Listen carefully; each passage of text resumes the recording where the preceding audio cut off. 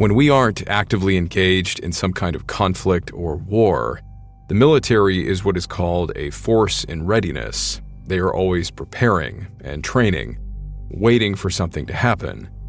And far from being exclusively sent overseas, the military is often utilized for quick responses to handle problems locally, natural disasters for one.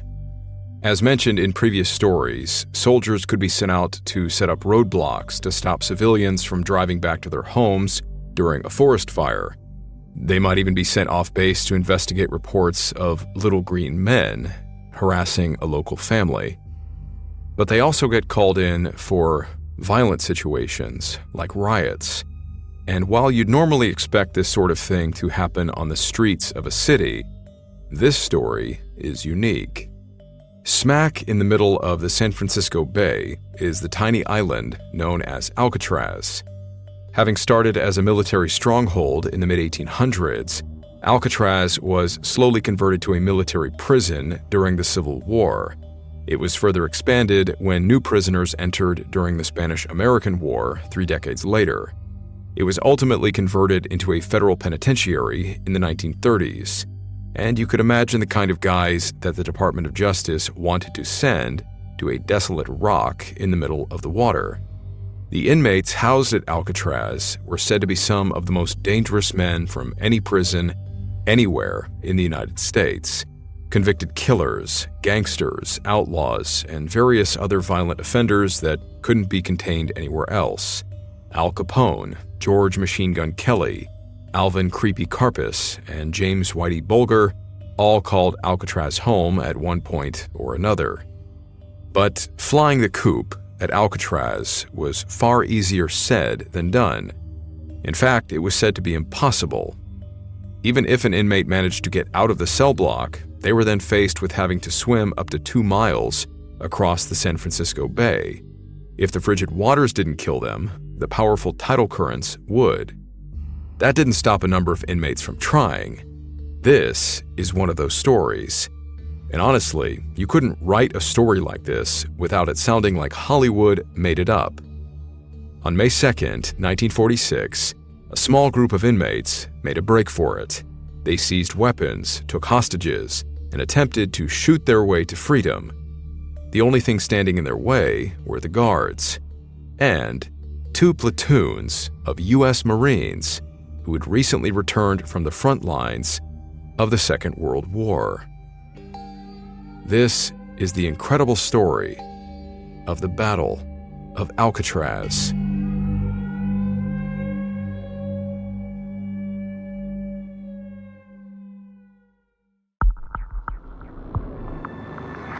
The mist which hangs before you offers you a choice to pass through or to escape. Beyond it are Stories which defy explanation and fly in the face of what we know to be real, It is a void of both reality and impossibility. of both fact and superstition. You alone are left to discern what to believe as you pass through what we call the fog of war.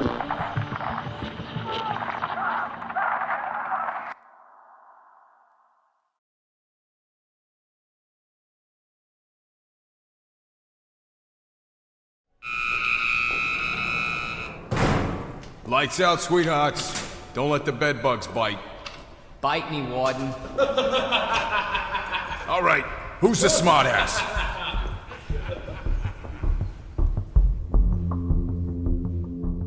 As the clock struck midnight on December 31st, 1945, the world celebrated the start of 1946 with a renewed sense of hope. So much had changed in the last 6 years, and millions of people were still adjusting to peacetime life after the hardships of World War II. There was a lot of uncertainty. Things already seemed to be heating up between the United States and the Soviet Union, as the two superpowers raced to develop their atomic arsenals. But this wasn't enough to dampen the spirits of many Americans as they rang in the new year. Their loved ones were finally coming home from their tours overseas in Europe and the Pacific. The United States had emerged from the war as an economic powerhouse, and opportunities seemed endless.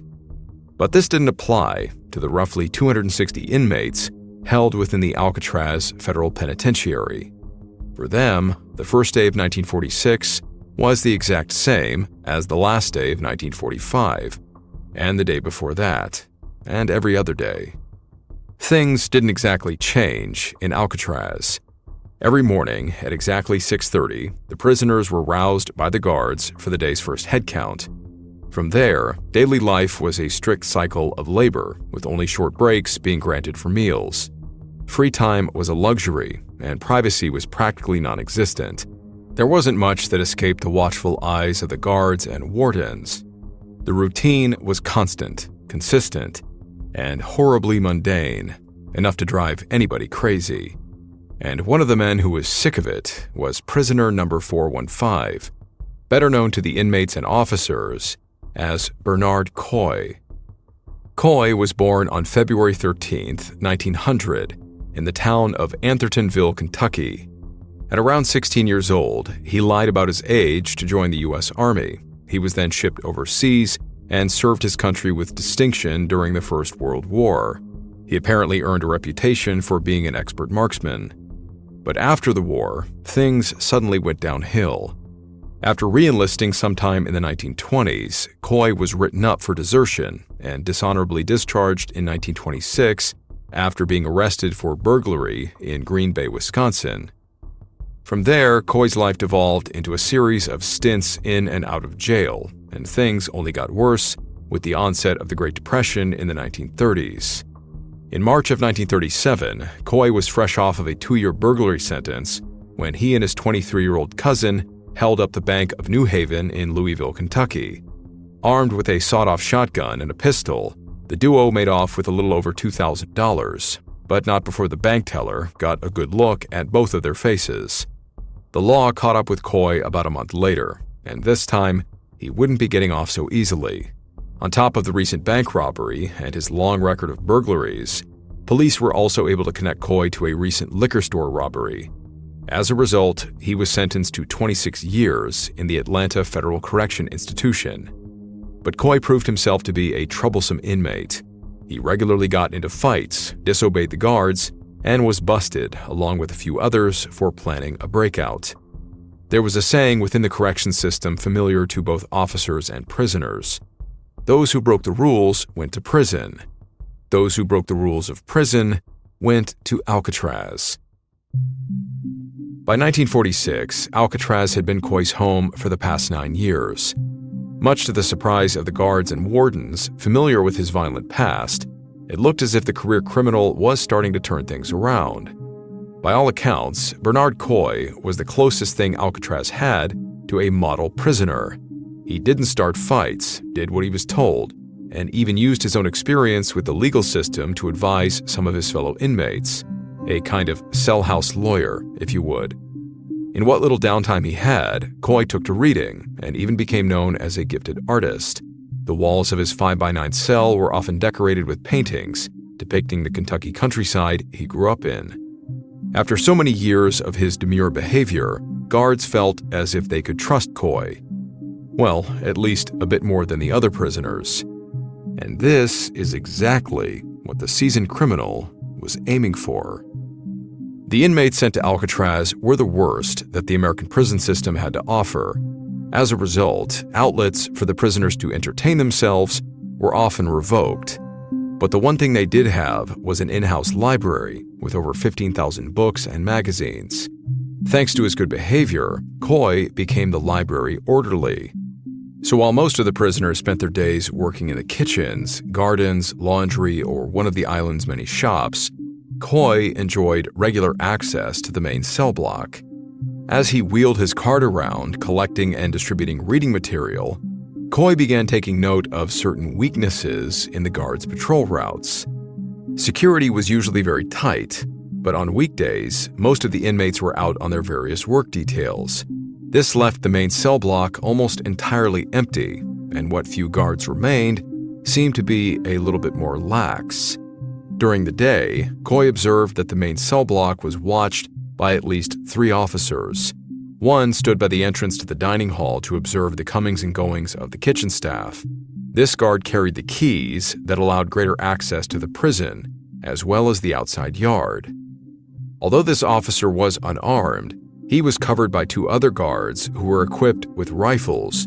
They were stationed in elevated gun galleries that ran the length of the cell block's east and west ends.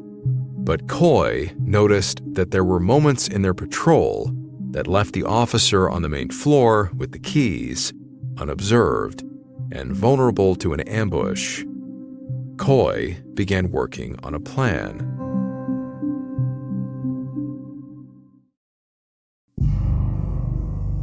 Over the course of several months, Coy worked alongside 3 other inmates to plot out every aspect of their escape.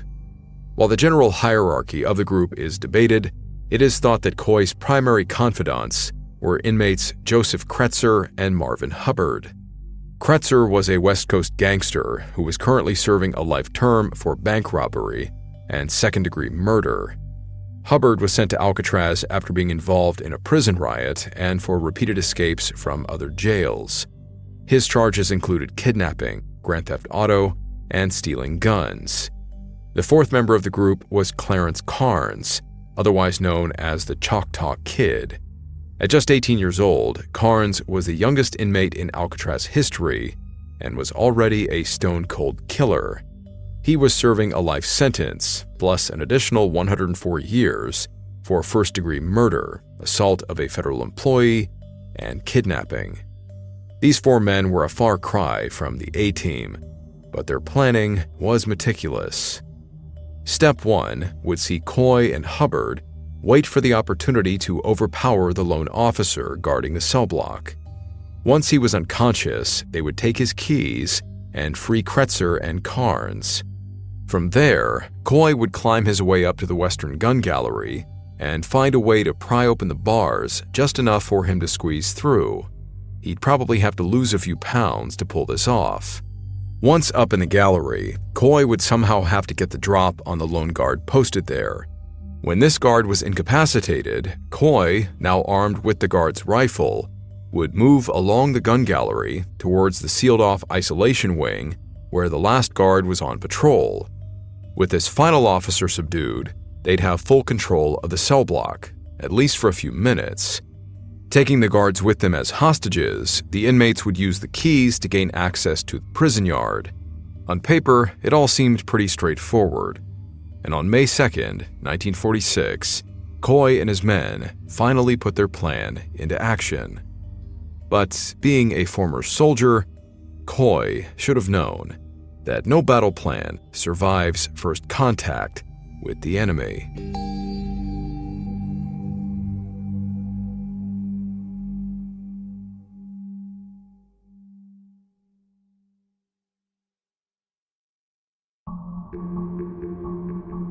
At around 1:30 p.m., Corrections Officer William A. Miller found himself patrolling the primary cell block.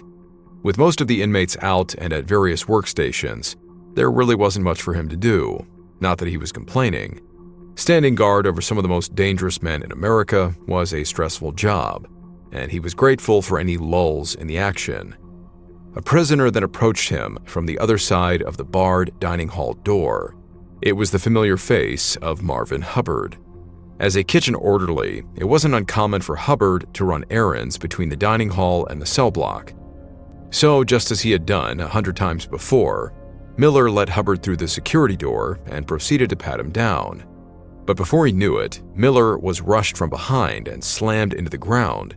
Coy and Hubbard started laying into him with their fists and boots until he stopped moving.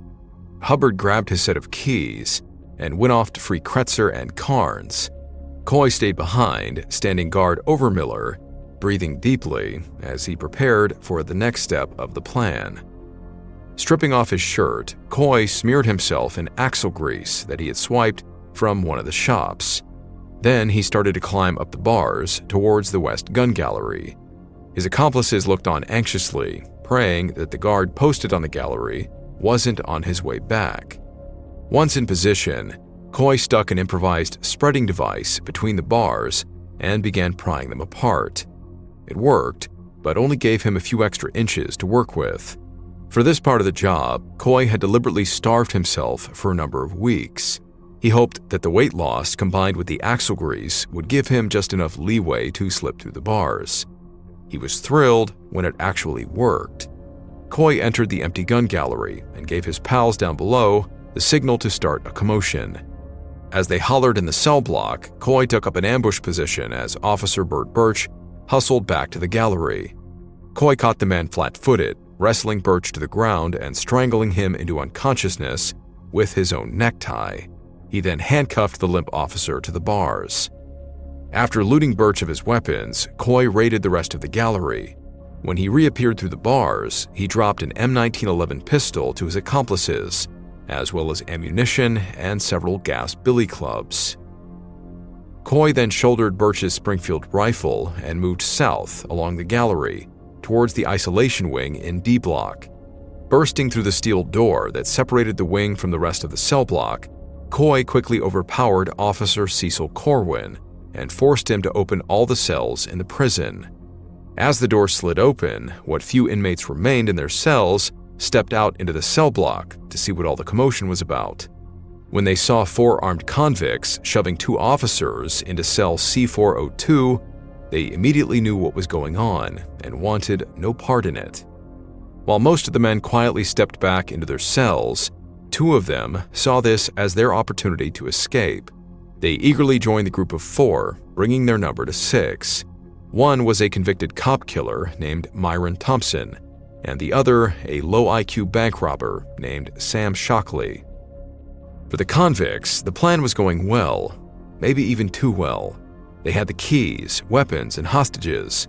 Now they just had to break out into the yard, down to the boat launch, and they would be home free. But this is when things started to quickly fall apart. None of the keys they had stolen worked on the door that led out to the yard. Although it was against regulation, the guard they had knocked out, William Miller, had previously taken the yard key off of the ring and kept it in his pocket. He would often do this so he could open the door for the kitchen staff without bothering the galley guards on their break.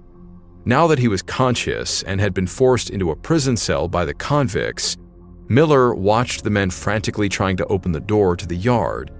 When they realized the key wasn't on the ring, he knew they might come back to him and find the key in his pocket, so Miller quickly hid the key in the cell's toilet. Sure enough, growing more anxious and desperate by the second, Kretzer returned to the cell and demanded that Miller tell him where the key was. Miller said he didn't know. Furious, Kretzer, Shockley, and Thompson started pummeling him. To make matters worse, the other prison guards were beginning to notice the absence of the first 3 guards. One by one, 6 more guards came into the cell block searching for the missing men, only to be caught at gunpoint by the convicts and tossed into cells C402 and 403. Eventually, Kretzer managed to locate the missing key, either finding it in the toilet by luck or beating the answer out of Miller. But by that point, the lock had been so badly jammed by the prisoner's previous attempts to open it that the key was totally useless. The men were completely trapped inside the cell block, and it was only a matter of time before the warden got wise to what was happening. Coy unslung his rifle and checked the chamber. As had so often happened on the front lines, it was time for a change in strategy. Taking up a position in the West Gun Gallery, Coy started firing out of the D-block windows towards the nearby guard towers. His reasons for this aren't entirely clear.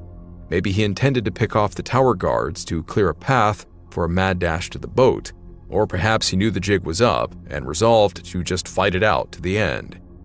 After receiving word that some of his men were taking accurate gunfire from D-block, Associate Warden Ed Miller took hold of a gas club and went to investigate. He was soon chased away from the cell block by a barrage of gunfire and reported the situation to Alcatraz's warden, James A. Johnston. The attention of the people walking along the San Francisco waterfront was, at that point, drawn towards the distant prison as the eerie wailing sound of an alarm echoed across the bay. Soon they could see smoke, flashes of tracer rounds, and could just make out the faint crackle of gunfire that seemed to be growing more and more intense. It was as if a battle was being fought inside the prison walls. As Coy traded fire with the ever-increasing number of officers, Kretzer, Thompson, and Shockley turned their attention to the 8 captured guards being held in C-Block. The initial plan was to use them as leverage for safe passage to the boat launch, but now that that plan was out of the window, Shockley and Thompson urged Kretzer to kill them. Speaking to the Marine Corps publication Leatherneck Magazine in a later interview, one of the hostages, prison guard Robert R. Baker, described what followed as Kretzer took hold of his 1911. He ran up to where we were in a cell and poked his pistol through the bars and started firing. No one could count the shots or had any time to think. I fell to the floor when I was hit, and I heard the others hit the floor around me. It really was terrifying. Bullets struck all 8 of the officers. William Miller, who on top of being brutally beaten several times, was now bleeding profusely from 2 gunshot wounds. But even as their blood pooled on the concrete floor, the men stayed calm and did their best to fake being dead. The only thing they could do was hold on and pray that help was on the way. Fortunately for them, it was. Not long after sounding the alarm, Warden Johnston sent word of the crisis to the nearby Treasure Island Naval Station. The Coast Guard had already been mustered, and now the Marines were on the way.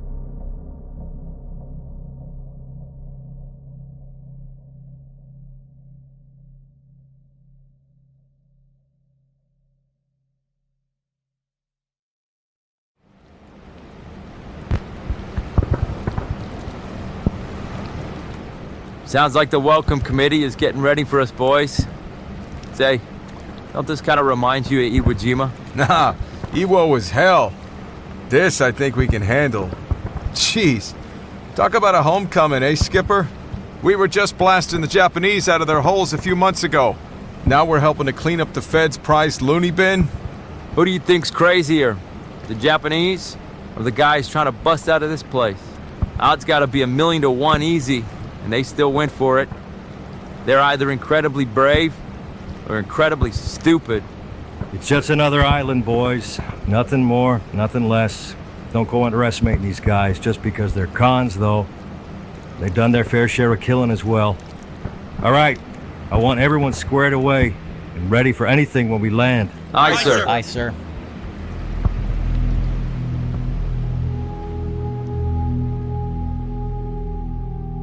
As Warrant Officer Charles Lafayette Buckner landed on Alcatraz and led his Marines up the northern slopes toward the main cell house, he couldn't shake the sense of unwelcome familiarity.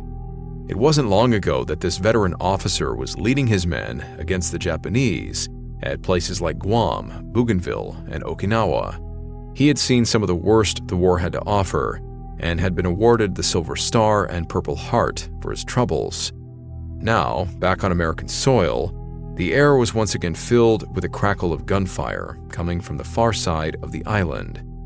Just another beautiful day in the Corps. Buckner's first order of business was to touch base with the warden in order to get a sense of the tactical situation and where he should deploy his troops.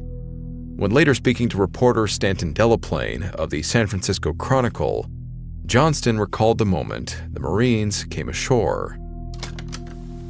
The Marines asked if we wanted help. And when I said I could use 20 men to guard the prisoners of the yard, they came over zigzagging like it was Iwo Jima or something. They helped a lot. As the Marines aided the officers' guard and set up sleeping arrangements for the displaced inmates, Johnston began to organize a rescue mission for the 8 officers being held somewhere in the cell block. A little after 7 p.m., the Marines looked on as an assault team of heavily armed officers made their way to the ground floor entrance of the West Gun Gallery.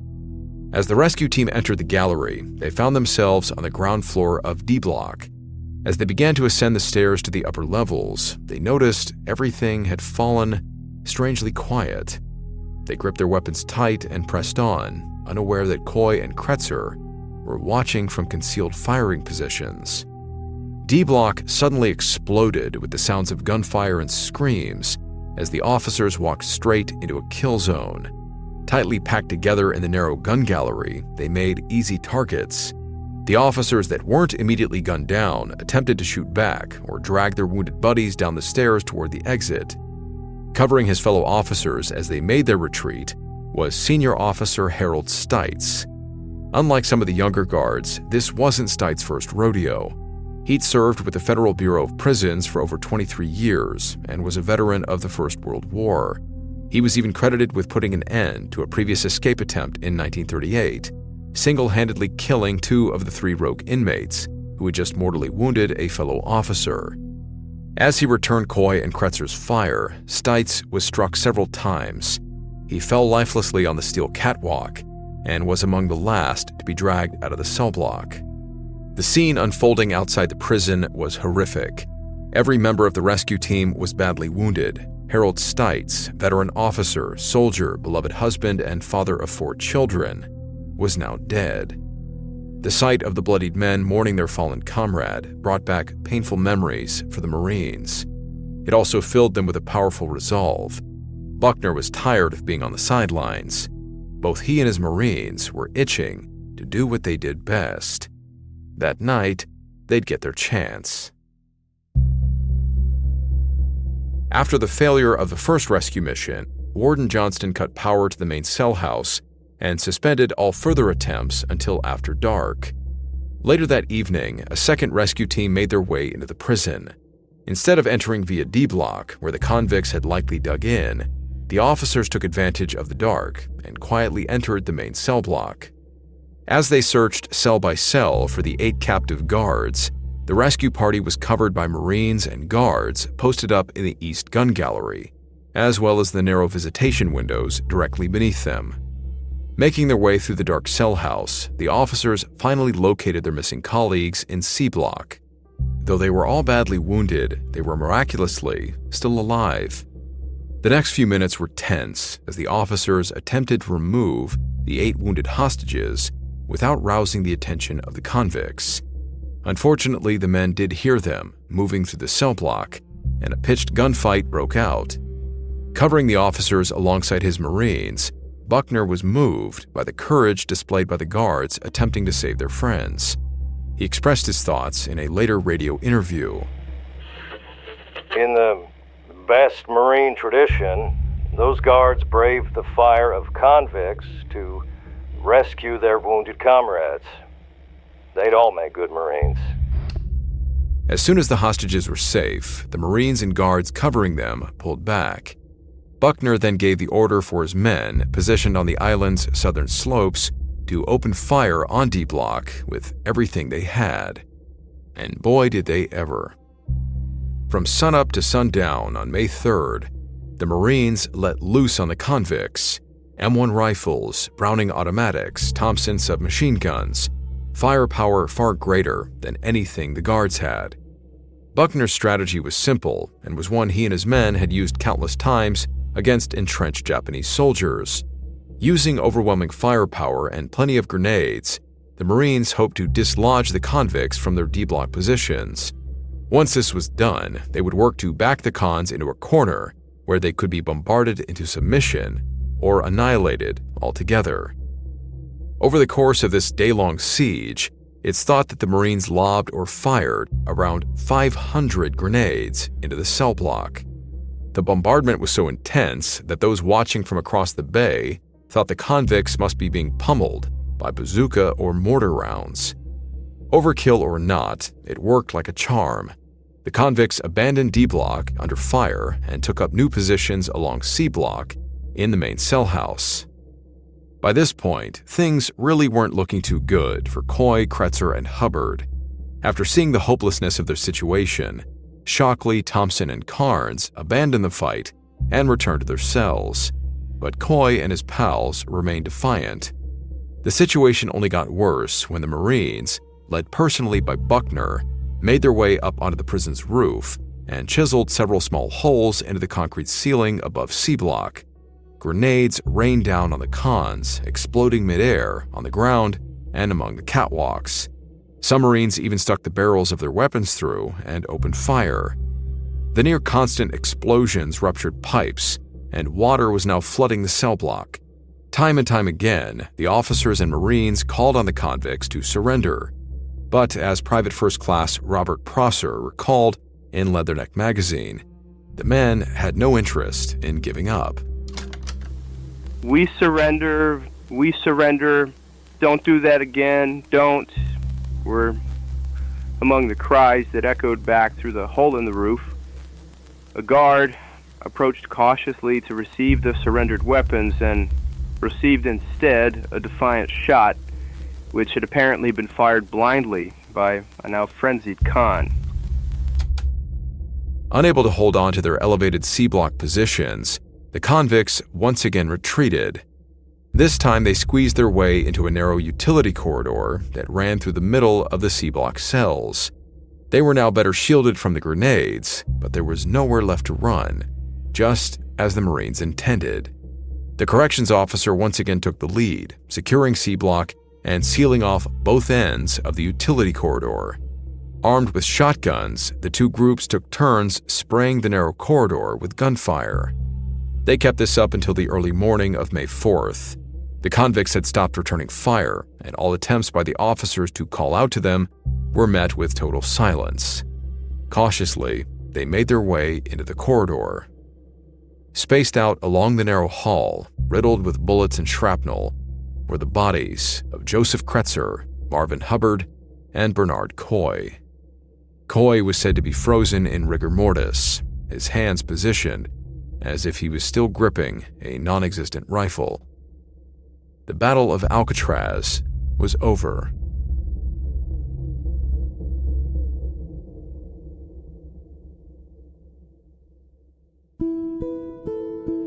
When silence returned to Alcatraz, 3 inmates had been killed and 14 officers were wounded.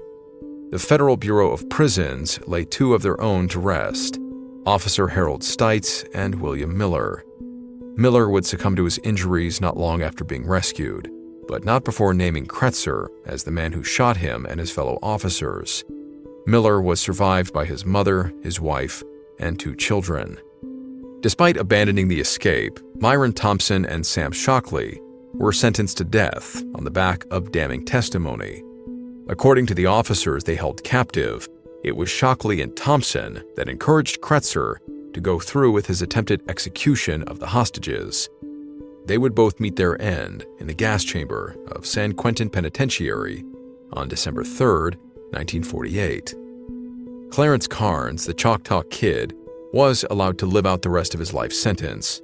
He would pass away behind bars in 1988 from AIDS at the age of 61. The Battle of Alcatraz is surprisingly a little-known chapter of the prison's history. Even as a Marine, I'd never heard about this until recently, and there's very few parts of our Marine Corps history that we don't find a reason to get hyped up about. This event seems to have fallen to the wayside in the wake of higher-profile escape attempts, like the 1962 breakout that was later immortalized in the 1979 Clint Eastwood film, Escape from Alcatraz.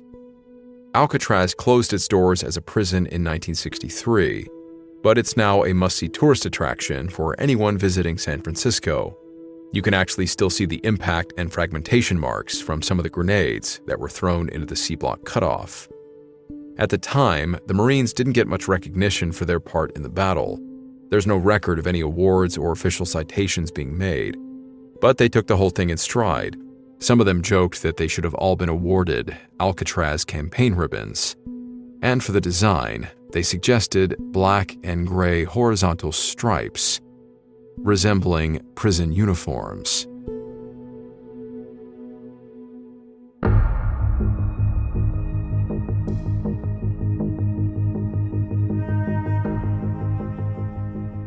Hey guys, thank you for sticking around here for the after action in the credits. San Francisco certainly has a growing list of interesting stories around World War II. The first episode I ever did on the channel was the Ghost Blimp, where 2 Navy pilots disappeared out of their patrol blimp off the coast of San Francisco in the early period of the war. I learned for the first time reading that story that Japanese submarines were patrolling the US coastline and sinking our ships. And now I find out that only a few short months after they got home from fighting in the Pacific, a bunch of Marines were sent to fight a group of convicts at Alcatraz. Knowing what Marines are like, I don't doubt that they were super pumped for the opportunity to hop back into some fighting. And there's probably a reason that it was the Marines that were sent. I'm also a little surprised that this story never came up during all of the Marine Corps history I was being fed during basic training and in my following career. It's probably the only intense fight a group of Marines had on American soil in the last century. So the fact that this was the first time I'd ever heard about this story, yeah, it's surprising. I wasn't sure how to incorporate this into the episode without it detracting from the story, but I found out why the island was called Alcatraz. The name Alcatraz is derived from an archaic Spanish word for pelicans or diving birds. So it was in 1775 that Spanish explorer Juan Manuel de Ayala charted the San Francisco Bay and named one of the islands Isla de los Alcatraces, or Island of the Seabirds, due to the abundance of birds he observed. I guess he misidentified the birds because Alcatraces is usually the word for gannets, a type of seabird, but the island is occupied by pelicans. Gannets are not native to the American Pacific coast. Funnily enough, a few months later in that same year, 1775, a group of men had a meeting in a tavern in Philadelphia, Pennsylvania, and founded the military organization known as the Marines. Anyway, in 1820, an English naval officer named Frederick William Beechey, who was serving as the president of the Royal Geographical Society, anglicized the name Alcatraces and dubbed the rock Alcatraz Island on the maps. One more fun fact, Beechey enlisted in the Royal Navy when he was only 10 years old. Those were different times. If you've been to Alcatraz as a tourist or have any additions to the story that you want to share, by all means, leave us a comment. Thank you for watching, thank you for listening, liking, sharing, commenting, subscribing, anything and everything you guys do that helps continue this channel and support us. We really appreciate it. As always, a sincere thank you to both our Patreon and YouTube channel members. May God be with each and every one of you, no matter what you are dealing with, and I will see you in the next episode.